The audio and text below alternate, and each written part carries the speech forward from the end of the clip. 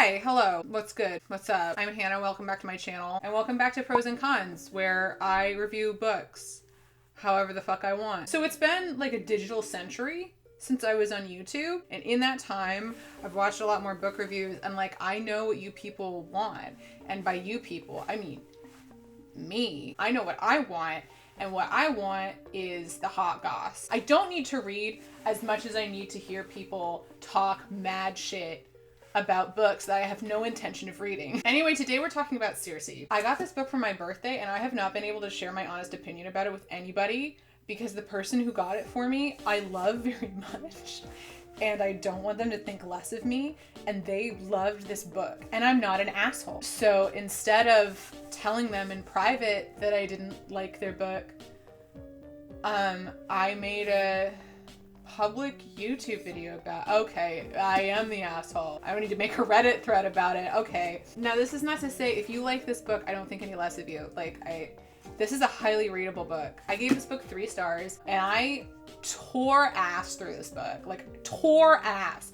I read this book in 2 days. That's a big deal for me. Like, look, I know some of y'all booktubers out here reading like 76 books in a weekend, but that's not my life, okay? I read slow. I don't want to say slow, but like at a human pace that humans read at. Honestly, like, I think the highest compliment I can pay this book is that it is highly readable. I could not fucking put it down. But it is, what word would I use? Not really a word so much as a sound, like a it.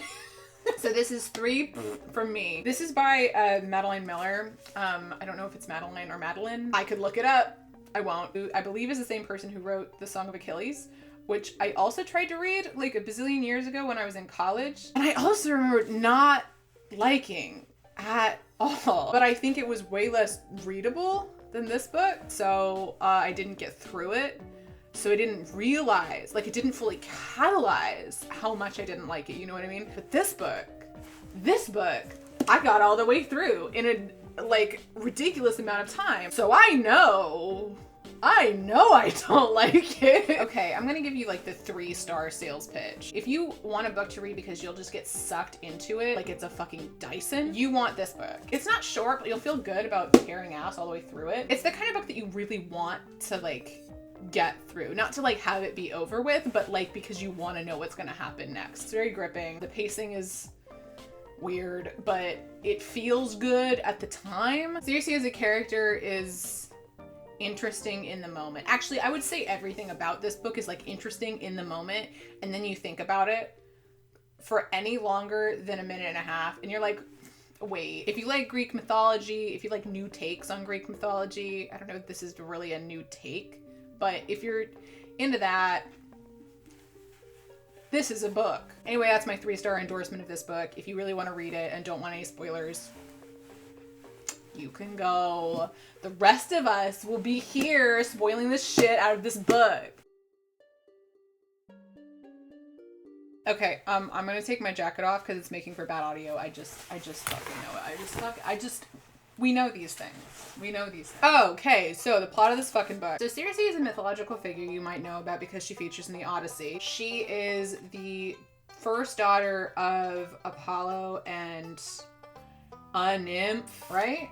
No, her dad is Helios, right? Because there's 2 gods of the sun for some fucking reason. Because sometimes societies change and cultures grow and diverge and pantheons like get smashed together as that transition is happening, and you get 2 gods of the sun. It doesn't make any sense. It's fine. Her mom is named Perse. She's a naiad. Her dad is Helios. I don't even know how to fucking talk about this book because like there are so many inane details that just don't matter. Anyways, Circe is the oldest. She has 3 siblings, and I'm gonna fuck their names right up. Don't you worry. So she has a brother and a sister who are not twins, but they basically are. Pasiphae is her sister. Perseus is her brother, which is deliberately confusing, and her brother Aeetes. I don't know if I'm pronouncing any of those correctly, and again, I do not care to find out. So Circe's the oldest, but like her entire family thinks she's dumb and ugly and whatever. Allegedly, this is because she has the voice of a mortal instead of the voice of a god. But it's also because she's a dumb fucking bitch. She's incredibly naive and doesn't have like any specific talents or skills. Her one major personality trait is like being super submissive and really wanting her father's approval, which like can't relate. She doesn't have a very strong personality. She's not very beautiful, and she's also like surrounded by like the pettiest deities around. Her dad's a titan and her mom's a naiad, so they're both super shallow. So she ends up basically falling in love with a mortal who is a fisherman. Her siblings all get married, and so she's like super lonely, so she ends up making friends with a mortal, and she's like so sad that like he's eventually gonna die that she transforms him into a god with somehow. She basically hears from her brother Hades that there are flowers that grow where Kronos was slain, and that if you take them and use them, you can make somebody into their truest self. Allegedly. She's like convinced that this dude will become a god, because like, why wouldn't he? So she gives him these flowers and he transforms into a god, and he instantaneously becomes like the world's biggest asshole. Don't worry, that's just how it goes in this book. So she's like madly in love with him, really wants to have his babies or whatever, but now he's a god, and like because he's a god, like he's been kind of like accepted into like the brotherhood of gods. They're like, you can sleep with fucking whatever naiad you want. He's like, fucking dope, brother. He is such a frat bro. Like, Gaius is such a frat bro. That is his name, right? No, Glaucus is his name. Glaucus. Anyway, Glaucus gets really into this naiad named Scylla, who is a friend of Pasiphae and Perseus. What we're supposed to infer from that is that she's like super pretty, but also like super vain and vapid, and like Circe's not like other girls. You know what I mean? She's not like other girls. Glaucus is like, I'm gonna marry Scylla, and Circe's like, what? No. Why wouldn't you marry me? I'm not beautiful, and I don't have any meaningful personality traits other than like being submissive and really wanting your approval. End of list. So anyway, Circe takes the same flowers that she used to transform Glaucus, and she throws them in the bath that Scylla usually uses, and Scylla transforms to a giant monster. Whatever. And Circe just feels so bad. Like, she feels so bad. They are in like the house of petty, and so everybody is like, wow, ha ha ha, Scylla turned into a monster, fuck her. Nobody is sad but Circe is really sad, and Circe feels really bad, you guys. And so she goes and like tells her dad that she done did this. Helios is like, hey, how about you didn't do that though? How about you're a stupid idiot and like don't even fucking talk to me, and how dare you make me look like a fucking imbecile in front of all of my friends. So she's like, no, I did it, and I deserve to be punished. And Helios is like, fucking punish her then, and like blasts her into fucking molten nothing for a bit. It's okay, she's immortal, she's fine. Anyway, then he has to go tell Zeus that like one of his kids can magically transform people into other things, which apparently is the thing that like no other god can do. Like, they can transform themselves, they can't transform other people. She basically like has like this weird magic that like they've never seen before, because she's a witch. She's a witch. I don't know why I would put another spoiler warning here. She's a witch. In fact, all of her siblings are witches. They're all witches. They all have like this weird voodoo magic that actually specifically, it's not voodoo magic. It's specifically not voodoo magic. Circe has these magical powers that like the gods are really intimidated by, and like all of her siblings have them too, and like blah blah blah blah blah. The point is, Helios isn't allowed to have any more kids with Percy, which she's like super upset about, because like that's where she gets all her status. She does like pretty much hate all of her children, and him also. She also hates him. So that happens, and they're like, yeah, well, also Circe should be sent to a fucking island because she used her powers to do a naughty no-no thing. Like, the rest of her siblings are fine, but Circe has to go be on an island as an exile. I'm skipping over a lot of stuff. There's a lot of like political tension between like the Titans and the Olympian gods. Whatever, it doesn't matter. It literally never affects the story, but now you know. So Circe gets sent to her island. While she's there, she learns how to become a witch better. So she's on the island for like 10 minutes. And then her sister Pasiphae, who married the king of Minos, sends for her and is like, hey, need your help. She and Pasiphae have literally never been close. Pasiphae and Perses always like bullied the shit out of her, but she's a fucking doormat. So she's like, sure. So she goes to help Pasiphae. If you know anything about Greek mythology, she's the wife of King Minos. She's pregnant with the Minotaur. So she goes to help Pasiphae with that situation. Pasiphae like basically can't give birth to this fucking thing. So Circe basically has to do a C-section. When she like reaches in to get the infant, it like bites her fingers off. Super cool. Also, Daedalus is there. Like Icarus's dad, Daedalus is there. So she helps her out with that. Puts Minotaur in a cage. It's all groovy. And also while she's there, she sleeps with Daedalus because this is another personality trait that she has. Super fun. If she is with a vaguely, ambiguously single man for any longer than 10 minutes, she will sleep with him. Our girl will sleep with any man. I just hit my glasses. Anyway, straight girls have no rights. She sleeps with Daedalus. End of vignette. She goes back to her islands. She hears later that like really awful shit happens to him, because it does, and she's super sad about it. Oh yeah, she's also sleeping with Hermes. I don't think I brought that up. She's sleeping with Hermes this time also. I don't think it has a lot of plot relevance, but she does do it. So she diddles Daedalus, and then she goes home, and then she hears that like bad things happen to Daedalus. Oh, and also her niece Ariadne, who is Pasiphae's daughter. Anyway, so she's on her fucking island, and then Odysseus shows up because, like, wait, no. Jason shows up first. Jason shows up with one of her nieces, Medea. Jason shows up with Medea. Medea is Aedes' daughter. And Circe and Aedes have always had, like, a bond. When he was born, she basically raised him, and she's always thought of him as, like, really sweet-tempered and, like, reasonable. And he has, like, really strong powers of prophecy and stuff.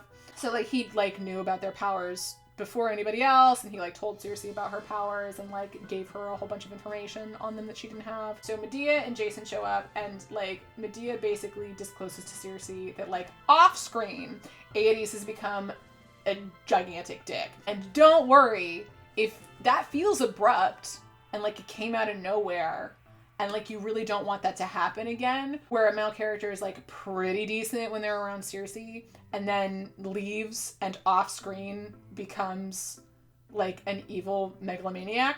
Don't worry, that happens like 16 more times. So real quick note, it's strongly suggested that this is because Circe is a terrible judge of character. The men who do these personality 180s do showcase shitty traits when they're with her, like for example, arrogance, rage, disinterest in her personhood. She just never interprets these traits as indicative of who they truly are and always assumes the best of them for like no good reason.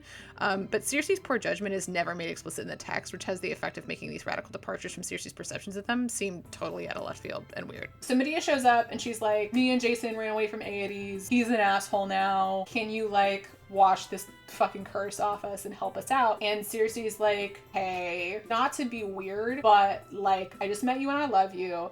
And also I do think that as soon as you get home with Jason, things are gonna go bad for you. Like I just feel it. And Medea's like, how about you go fuck yourself? Not for any like good reason, just that every single woman in this book is a vile, vapid temptress with no personality. So Medea's like super rude to Circe, even though Circe just helped her, and even though Circe is giving her pretty good advice, and takes off with Jason. And it turns out, like, things do go really bad for her. Circe was right all along. She's not like other girls. Then Odysseus shows up. Basically, after Medea shows up, like, a whole bunch of other folks start finding the island. And Circe, like, could make the island invisible to mortals, like, super easily. But she doesn't, because it's convenient to the plot that she doesn't. This crew of folks show up. And she's like so excited because she's so fucking lonely. I guess she did get exiled to an island. But there's no like magic like keeping her there. Like I guess like the gods would come and kick her ass probably, but nobody ever does. Like she could just leave. She just doesn't. She could make the island invisible. She just doesn't. These, like, folks stumble upon the island, come up to her house, are like, hey, like, we're so hungry, can you give us some food? She, like, gives them a whole bunch of food and wine, whatever. And, like, in the back of her brain, she's like, I don't know, like, these could be bad guys. But, like, in her stupid heart, she's like, but they're men, and I love men. They seem ambiguously single, and, like, maybe we could all be friends. I'm an idiot. So, she gets... I'm not even gonna say it. Bad things happen. She turns them all into pigs. She lets her wolves eat them, as well she should. And then instead of making the island invisible, which would make a lot of sense given, you know, the horrors that have just been affected on her, she's like, no, no, no, this is my new thing. And then, like, every rapist on the high seas suddenly shows up at her house. She doesn't do any magic to make it happen. It just seems to happen over and over and over for no good reason. She turns them all into pigs, as well she should. Still, get a different hobby, maybe. Hey, this is editing Hannah again. This is a pretty triggering section of the book for me, so it's difficult for me to talk about it eloquently, and I don't feel like I've done a great job here. I realize this was debatably part of the original myth. For that reason, I'm not going to critique the fact that it was included, just the way that it was presented. I'm not trying to victim blame Circe. It's not her fault that this happens, but the framing of this incident sucks. At this point in the novel, Circe's already babysitting a bunch of wayward naiads who she makes no effort to form any relationships with, which makes her loneliness feel really manufactured and inauthentic. It's already been established that Circe is painfully naive, so I guess it fits the narrative that her naivete lends itself to this horrible thing happening to her. But in a way, that lends itself to a framing of the incident that almost makes it seem like the narrative is saying that this is Circe's fault somehow, which it isn't. Also, I'm sure people have said this better than I'm about to, but I personally don't find rape-based revenge fantasies very empowering. Like, the idea that Circe lures men into trying to assault her and then pigifies them as punishment just feels bad to read. Again, it makes the act of people trying to assault her something that Circe is responsible for. TLDR, I really didn't like this part of the book. I think it's really bad and victim blames Circe, and I would like to unread it, please. Just this part, the rest is fine. Odysseus's guys show up. She turns them all into pigs. Odysseus comes up from the beach. She's like, hey, what's up? My name's Odysseus. I'm super hot and hung and yoked and ambiguously single and also pretty smart. And I do know that you turned my guys into pigs, which they definitely deserve. They are scalawags. But could you, like, maybe turn them back? Because I do need them to crew my ship. She's like, yes, if you sleep with me. And he's like, diggity dang done. I'm in. That's fine with me. Because he's ambiguously single and that's what she's into. He does have a wife and young child who he frequently talks about. Doesn't seem to mind banging her pots and pans though, if you know what I mean. So they spend the winter together. He, like, tells her all of this stuff about, like, all of these adventures, like how he's super duper pissed off Poseidon by doing something super dumb, and how even though, like, he's supposed to be this amazing tactician, he has this crew of just dipshits, absolute fucking dipshits, and they keep getting him into trouble, and he's like, what can you do? During this entire season where they're banging it out and she's, like, super into him, she tells him, like, nothing about herself, which is how you know they're such a great couple, because, like, he has absolutely no interest in her and she's heterosexual, but he can't hang out forever because, like, he has to be on his way to be lost at sea for the next 12 years. So they have a lot of sex. He heads out. And I know what you're wondering, does she just stop taking her birth control so that she can have his child? Fucking of course she does. Why wouldn't she do that? Does she tell him? No, because consent, who needs it? It's just a human being that you're making inside of yourself. Why would you have to ask if the other person wants that? So she gets pregnant. I was thinking maybe she's gonna have a daughter. Maybe this could possibly be, like, the first female character that, like, she could connect and empathize with. But no, of course not. Fucking of course not. No, she has a son and she knows she's gonna have a son from, like, the very beginning. She just knows. She just knows. Anyway, so she has a son who she names, like, she, like, makes a riff on the name of his other son. Oh, and so, like, in some of the best written passages of the book, like, he's the worst. He's a really hard baby. Like, he just cries constantly, and, like, he just doesn't, like, nothing she does, like, soothes him or pleases him, which is what she deserves. Let's be clear. So whatever, he's a shitty baby. He never has like any other personality other than that, really, except that he's shitty and he really wants to leave the island. There you go. You now know his entire personality. I don't remember his name, so you don't get to know it either. The point is, she finally has a man in her life that she can be subservient to and like never question. She can just fucking lay down, bend over, hand over foot, like break her back, like trying to please this unpleasable child, which is just really her entire life story in a nutshell. So she do that. It turns out Athena wants him dead.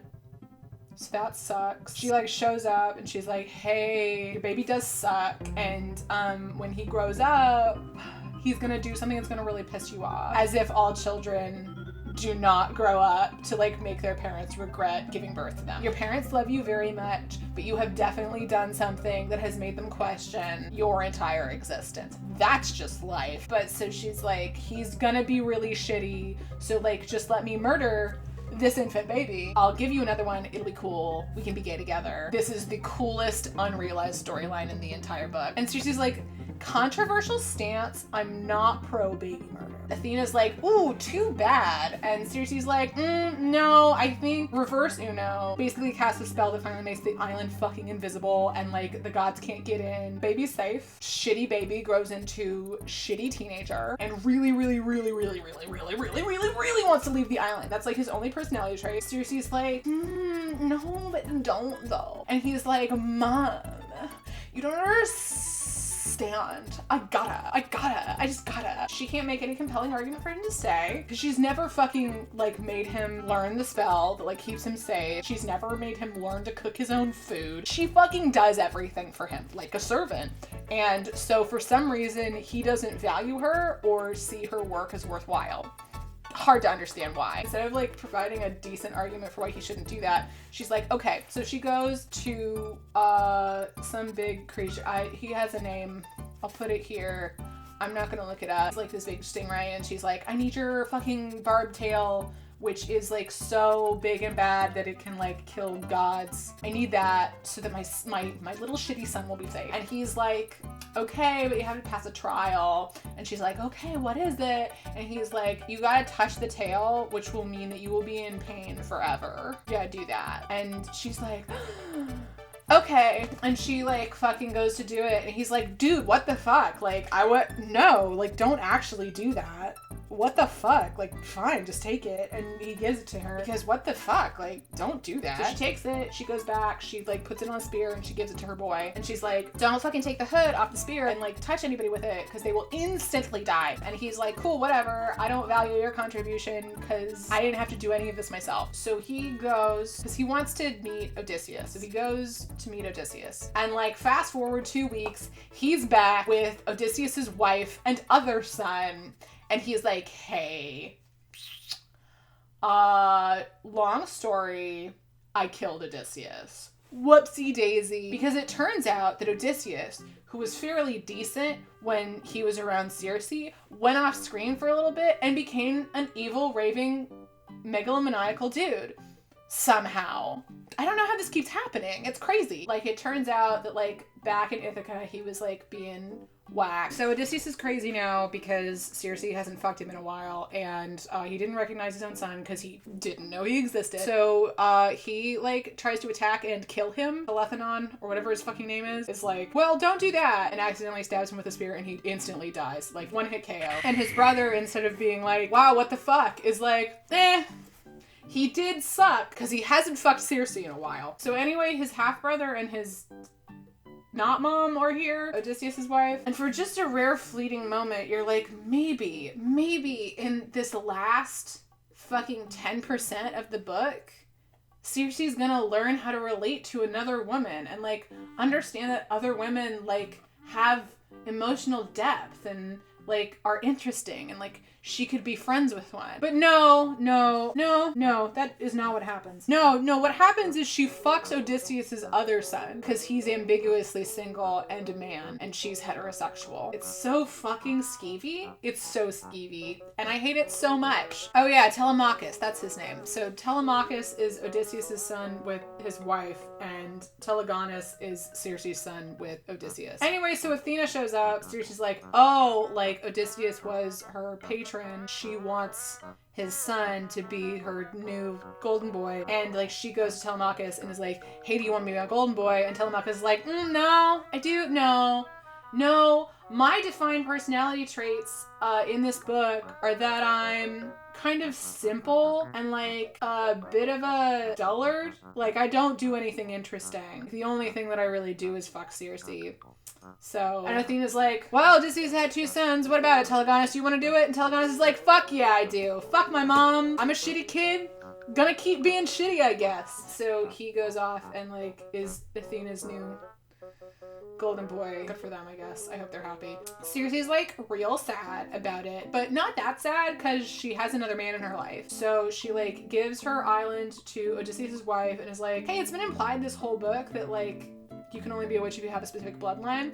But I actually now, in the last 10% of this book, think that it's actually force of will. So you can probably figure it out. And Odysseus' wife is like, yeah, probably. And does. And doesn't seem to have like any like strong feelings about the fact that Circe is fucking her son. Circe's like, well, I guess like my son is gone, but I do have a new hunky man now. She's like, oh, there's a plot thread that we need to wrap up because I still feel really bad about Scylla. Let's go fix Scylla. And so they go and they turn her into stone or whatever. And then they come back and Circe's like, you know what I really want and what I've wanted all this time is to become mortal so that like I can have sex with men. And so she does that. And that's the end of the book. Ta-da! I'm not going to make any broad sweeping statements about Madeline Miller. I don't know who she is as a person or what she thinks. I do know that the narrative of this book could not be less interested in women, which is really quite impressive for a narrative that is supposedly helmed by one whole woman. It is solely interested in men's stories. Circe literally exists to listen to other people have things happen to them. Men, specifically. Straight girls have no rights. No rights. They're revoked.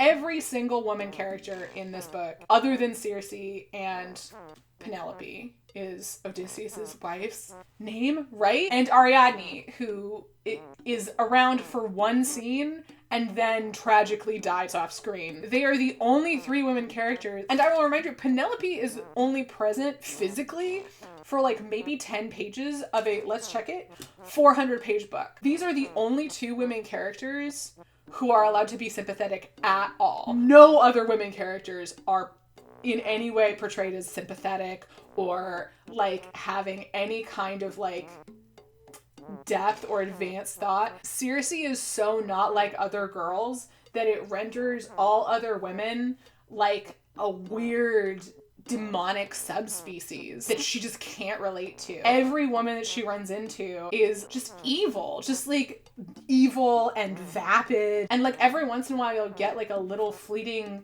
glimpse of depth, but like it's just gone instantly. It is like rumored on the wind that they might be people at the end of the day, but like if they are, Circe doesn't know and will never know and will never like plumb the depths to like find out. Circe has no fucking friends. Circe does not form meaningful relationships that are not with men she is sleeping with, and that is just,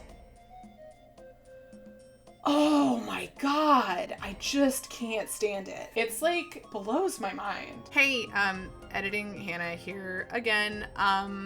just because I did say this in my original review, but I don't think I said it quite as clearly or concisely as I wanted to. I'm not trying to say that women who are singularly obsessed with gaining the attention and approval of men don't exist. They absolutely do. The narrative also does call attention to the fact that Circe is like this, and that her desire to please men, specifically her father, comes into direct conflict with her ability to understand women, namely her sister, as complex beings worthy of empathy and respect. The problem is, Circe literally never does anything to change this behavior in herself, and never ever improves. It's acknowledged once and then reiterated on in Circe's inability to accurately judge the character of the men she's involved with, but she never actually gets any better about it. And she never forms any platonic relationships, like, whatsoever. She also never acknowledges her inability to connect with women as part and parcel to her immense loneliness.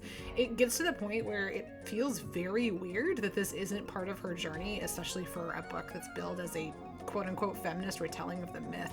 Circe has multiple opportunities to form platonic bonds with women and just fails to.